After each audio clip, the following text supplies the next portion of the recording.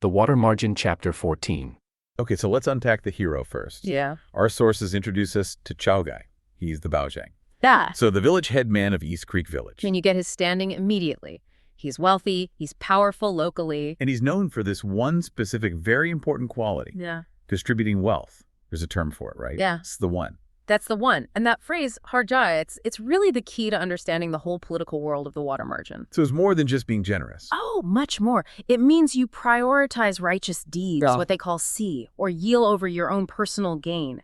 You make sure your wealth flows out to people who need it, especially to other heroes. His entire reputation is built on this radical hospitality. It is. If you were a wandering hero, or maybe an exiled warrior, someone on the run, you knew you could go to Chao Guy's manor for refuge. So his manor is more than a place to stay. Yeah. It's like an alternate economy.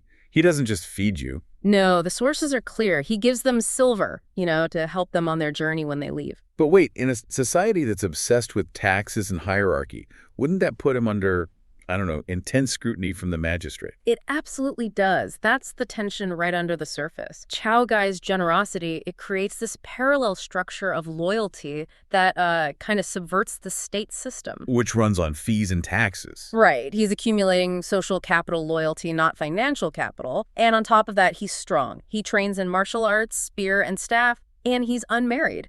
His whole focus is on this public heroic persona. We have to talk about his nickname. It's just too good to skip. Pagoda-bearing Heavenly King.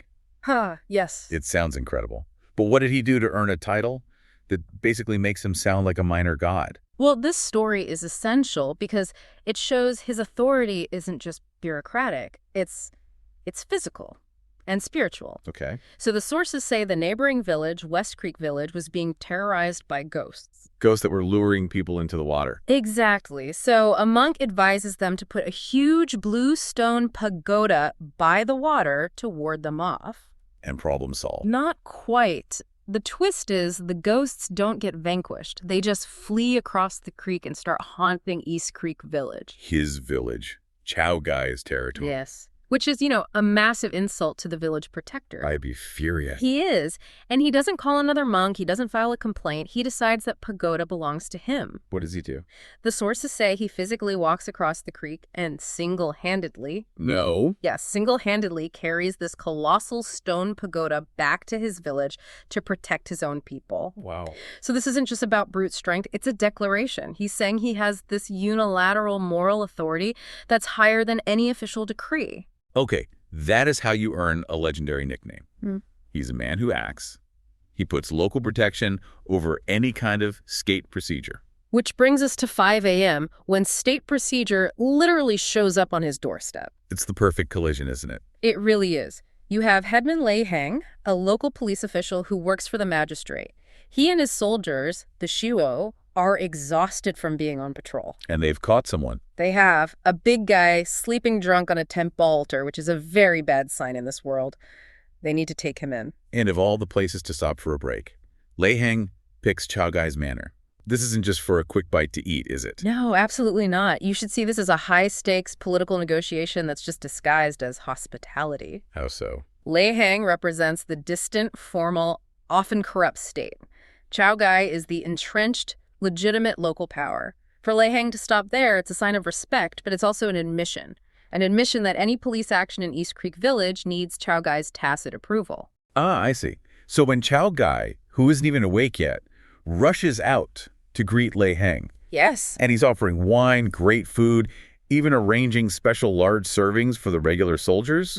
He's doing more than being a good host. Precisely. He's reinforcing his political standing. Yeah. He's showing he can operate both within the system and, above it. So Lei Hang explains what's going on. He does. He confirms the prisoner is suspended in the gatehouse, and he justifies the arrest by saying, the man looked suspicious. He says he wanted Chao Guy, as the respected pillar of the community, to be informed, just in case the county official asks later. It's all about covering themselves. They're checking the boxes. And this is the moment. Chao Guy has to make a split-second choice here. It could ruin his reputation or launch his legend. He needs to see this prisoner. But without making the authorities lose face. And how he does it is it's a brilliant political theater. He says he needs to wash his hands. A standard excuse. But of course he's not washing his hands. He grabs a lantern and goes straight to the gatehouse where the prisoner is hanging. And the description of the prisoner is so detailed in the sources. He's hung up high because he has black skin, hairy black legs, bare feet. But when the lantern light hits his face, what's the key feature? The defining feature is his face. It's described as a purple-black wide face. And crucially, there's a unique cinnabar mark, a fanny, right on his temple or his sideburns. Yeah, and it's covered in this black-yellow hair. Now, is this some known outlaw symbol? Or just a very lucky coincidence that Chao Guy can use? It feels like it's tailor-made for him. He sees this really recognizable mark, and that's all he needs. It is. And what does the prisoner say when he sees Chao Guy? He doesn't miss a beat. He immediately says he came looking specifically for the famous righteous man Chao Baojing, and that he's come to discuss a matter of richness or wealth. That's the term. Very suggestive phrase. It instantly signals that this stranger is a conspirator looking for a partner. And he's appealing directly to Chao Guy's whole heroic ethic of you. That is just an astonishingly fast piece of social engineering. It is. Chao Guy goes from pillar of the community to master strategist in, 3 seconds? So what's the plan? The plan is lightning fast. Kinship. Chao Guy tells the prisoner, claim you're my long-lost maternal nephew. His nephew? Yeah, a guy named Wang Shaosan, who left the family as a little kid. This immediately gives the prisoner a layer of protection that trumps a low-level arrest. Locally, kinship beats state law. And the execution of this plan is just flawless. They go back to the main hall, and the prisoner plays his part perfectly, yells, "Uncle, save me!" And Chao Guy's performance is just as good. He feigns this huge surprise and outrage. He points out the man's distinctive cinnabar mark of detail only a family member would know. Right. And he erupts in fury.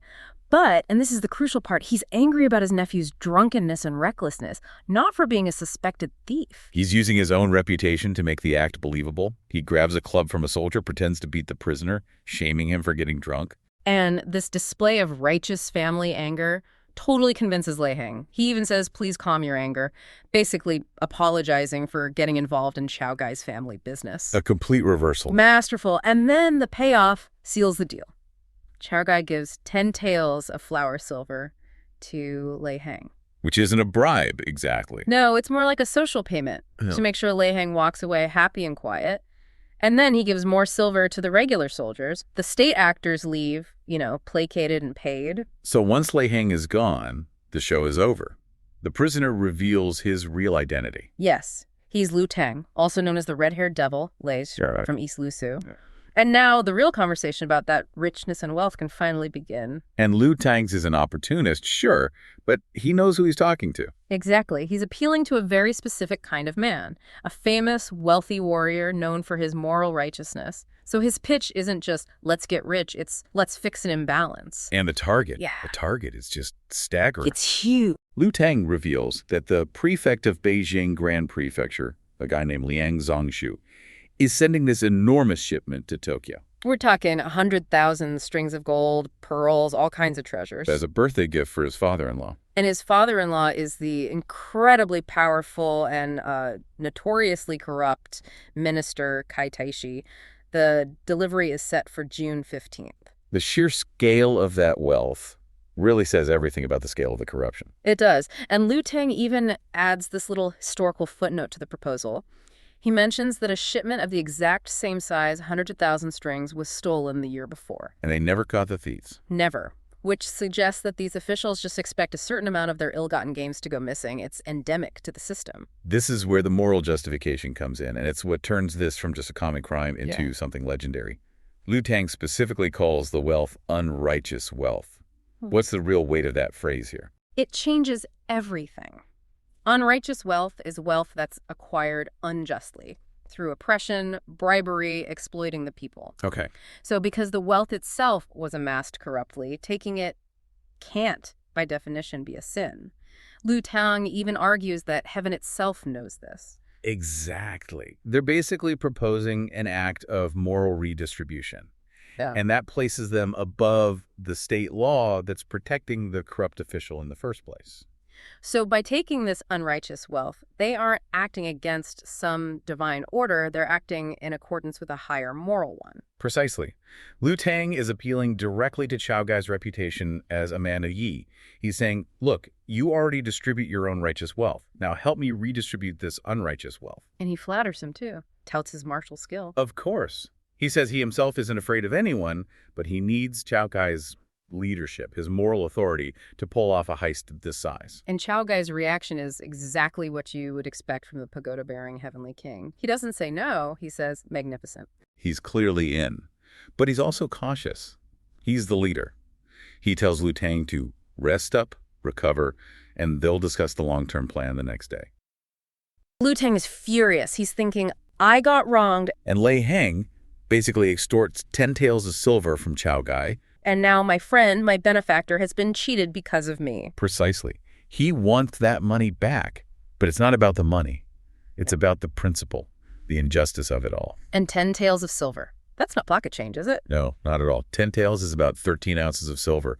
For a local constable to just take that, it was a serious amount. It immediately establishes Lei Heng as corrupt. So it justifies Liu Tang's rage.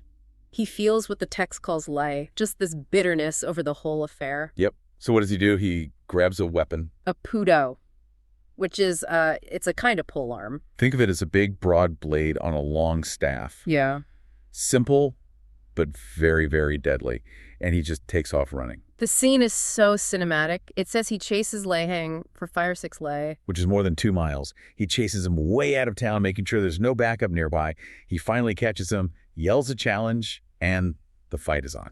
And the description of the fight itself is something else. They trade some insults first. Lei Heng tries to save face, claims the silver was a gift, that Liu Tang is just some imposter. But then they go at it for 50 rounds. And the language gets so poetic. It's like a phoenix turning, like an eagle spreading its wings. It's beautiful stuff. But the number 50, that's important, isn't it? Why 50 rounds? Okay, this is absolutely crucial for anyone reading these kinds of stories. In classical Chinese literature, when 2 warriors fight for, say, 40 or 50 rounds, and the text specifically says, no victory or defeat, a draw. Exactly. It's a deliberate choice. The author is communicating something without saying it directly. He's telling us that these 2 guys are equals. Perfect equals. In skill, in strength, in stamina. They are the worthy opponents. It's a sign of mutual respect. And it means that when the fight is eventually stopped, neither man loses face. Which, you know, paves the way for them to potentially become allies later on. It's a classic trope. And the timing here is perfect. The fight gets interrupted just as Lei Heng's soldiers are about to jump in, which would have been totally dishonorable. The tension is at its absolute peak. And then just as things are about to get ugly, the fight is broken up. Not by another warrior, not by a guard, but by a scholar. A scholar stepping out from a hedge, yeah. And he uses 2 copper chains, to physically separate 2 men fighting with pole arms. It's an incredible image. This is our big introduction to Wu Yong. The star of wisdom. Yeah? He's the strategic core of the whole story from this point forward. And his description is very deliberate. He's dressed like a teacher, a headscarf, a simple linen gown. His style is shuiju, which means teacher. But the text does more than just describe his clothes. There's a whole poem about him, and it makes a pretty audacious claim. Oh, it's wild.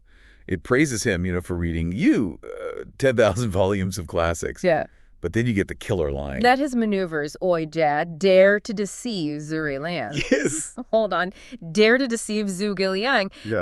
That's enormous hubris, isn't it? Zhuge Liang is the ultimate untouchable benchmark for strategy in Chinese history. He is, and that's why the author does it. It's a brilliant piece of literary hyperbole. So it's not meant to be taken literally. Not as a factual claim, no. It's a narrative shortcut. It's the author signaling to the audience, before Wu Yong has even done anything, pay attention. This man is the smartest person in the room. His plans will be flawless. It establishes his authority instantly. And he backs it up right away in how he handles the situation. Immediately. He asks what's going on, he hears Lei Heng's ridiculous story, and he knows something is fishy. Right, because he's Chao Gai's best friend. He knows for a fact Chao Gai doesn't have a nephew named Liu Tang. But he doesn't call anyone out. He doesn't say, you're a liar. He plays it smart. He uses reputation as a tool. Exactly. He turns to Liu Tang and says, look, Fighting like this in public is going to harm your maternal uncle's face, the Guiche. He puts Chao Gai's honor front and center. So he resolves the conflict with psychology, not force. He prioritizes Chao Gai's reputation over this small sum of money. And it works. The fight really only ends for good when Chao Gai himself comes running up, out of breath, and apologizes to Lei Heng. Wu Yong created the diplomatic space for that to happen. He saved everyone's honor and stopped the fight without more violence. The second Lei Heng is gone, though, the vibe shifts completely. Wu Yong goes from mediator to, well, to strategist. Instantly. Yeah? He knows those 10 tails were just the tip of the iceberg. He tells his students, "School's out for the day," and heads straight for Chao Gai's estate. He knew Liu Tang's arrival meant something big was happening. For sure. And now, in private, we get the real story. This is why Liu Tang came all this way. He wasn't there for a small-time brawl. He was there for the score of a lifetime. He reveals the target, what he calls unrighteous wealth. Ill-gotten gains. And the target is a guy named Liang Zongshu, the prefect of Daming. He's sending a birthday gift to his father-in-law in the capital. And his father-in-law is Grand Tutor Kai, one of the most powerful and corrupt officials in the empire. And this gift, this is where the scale just explodes. It's 100,000 strings of gold and jewels. See or high join. 100,000? I mean, can you even put a modern value on that? It's almost impossible. A single string, a sionwe, was often 1,000 copper coins. We're talking about a treasure so vast it could fund an army. It's an unimaginable fortune, all of it skimmed from the people. And that detail is so important, isn't it? Calling it unrighteous wealth. It's the whole moral engine of the book. By defining the treasure this way, seizing it stops being a simple robbery. It becomes an act of justice. They're not just thieves. They're agents of redistribution, taking back what was stolen from the populace by a corrupt system. It provides the moral justification for everything that follows. They can be heroes, even as they plot a grand theft. Wow. So the whole conversation has just pivoted from a 10-tail shakedown to a 100,000-string heist, and this is where Chao Gai brings in the prophecy. Exactly. Chao Gai has been listening to this whole plan, and he says that Liu Tang's arrival, this incredible scheme, it lines up perfectly with a dream he had just the night before. Which takes this whole thing from an ambitious plan to, like, cosmic destiny. That's the idea. He dreamt that the Big Dipper, fell from the sky right onto the roof of his house. Okay, the Big Dipper. For an audience back then, that would be a massive, massive omen. Oh, huge. The Dipper is tied to fate, to destiny, even to the Emperor.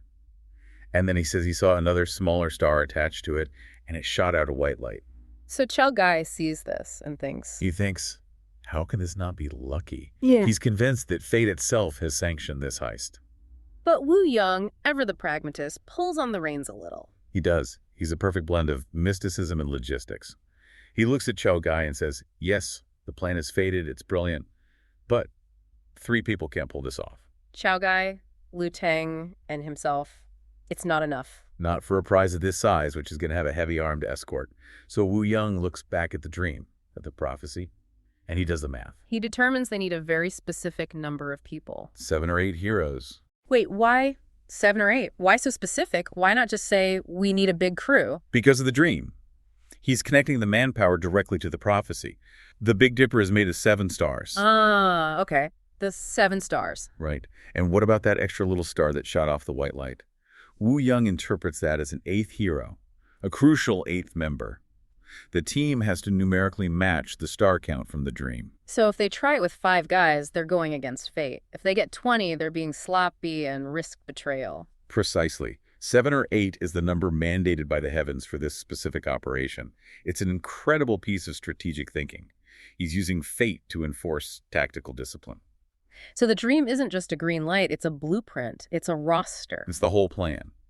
And Wu Yong realizes that since the stars fell onto Chao Gai's house, the other heroes must be nearby or on their way. And you can almost see the gears turning in his head. Yes. The text says he has this moment of inspiration. He just goes, "Chuhe," which is like, I have it, I have it. He knows exactly who the other men are. He knows who to call. Men who can overturn rivers and stir the seas. And that's where the source cuts off, with the master strategist about to assemble his team. What a ride.